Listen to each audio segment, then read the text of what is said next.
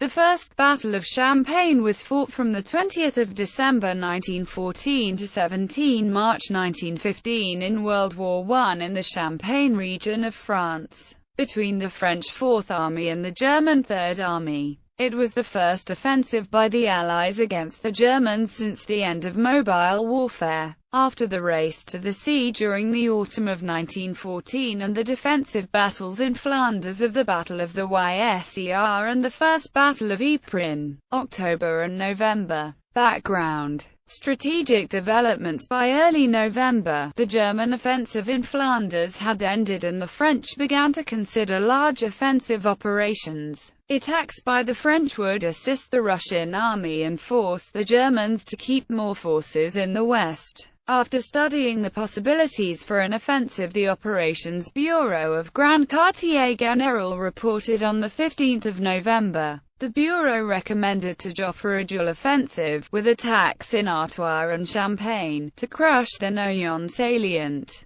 The report noted that the German offensive in the west was over and 4 to 6 corps were being moved to the eastern front. Despite shortages of equipment, artillery and ammunition, which led Joffre to doubt that a decisive success could be obtained, it was impossible to allow the Germans freely to concentrate their forces against Russia. Principal attacks were to be made in Artois by the 10th Army towards Cambrai and by the 4th Army in Champagne, from Suippes towards Rethel and Mézières, with supporting attacks elsewhere. The objectives were to deny the Germans an opportunity to move troops and to break through in several places, to force the Germans to retreat. Battle. Fourth Army. After minor skirmishes, the battle began on 20 December 1914 when the 17th and 1st Colonial Corps attacked and made small gains. On 21 December, the 12th Corps failed to advance, because most gaps in the wire were found to be covered by machine guns.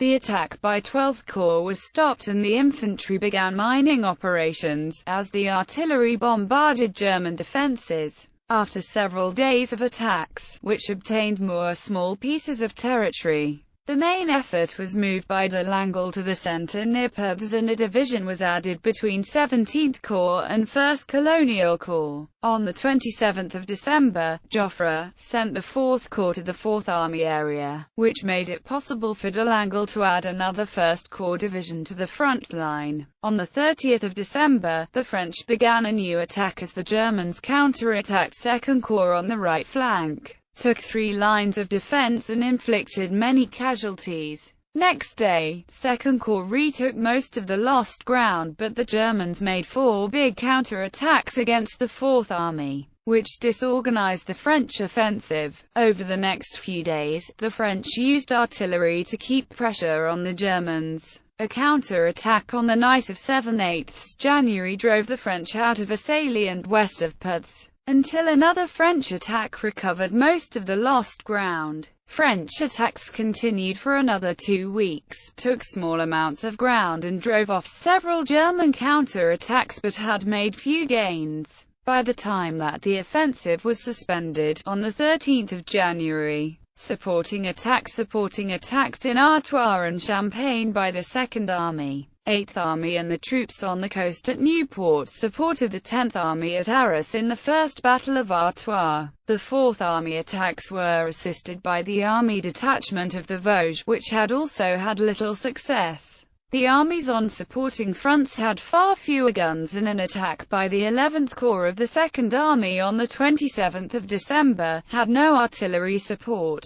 In the Vosges, French artillery did not begin to fire until the 2 attacking divisions began to advance. All of the supporting attacks were costly failures. German counter-attacks. In mid-January, a German attack began to the north of Soissons, on the route to Paris, but the attack was made by small numbers of troops to conserve reserves for operations on the Eastern Front, and the French defenders repulsed the attack. In late January, a German attack was made against the Third Army, which was defending the heights of Aubreyville close to the main railway to Verdun. Having been pushed back, the French counter-attacked 6 times and lost 2,400 casualties. The German attack failed to divert French troops from the flanks of the Noyon salient. Aftermath analysis. De Langle wrote a report on the campaign, in which he asserted that the army had followed the principle of avoiding a mass offensive and instead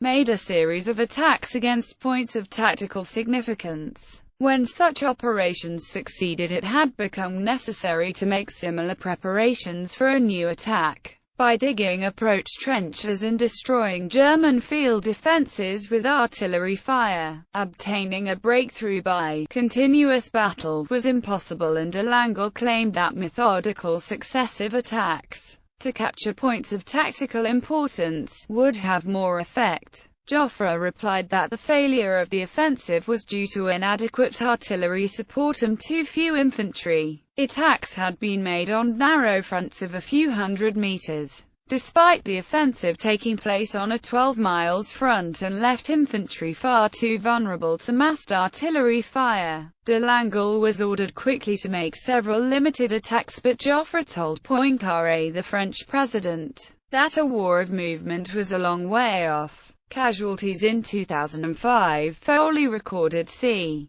240,000 French casualties in February with c. 45,000 German losses, using data from Der Weltkrieg, the German official history. In 2012, Sheldon recorded 93,432 French casualties and 46,100 German losses.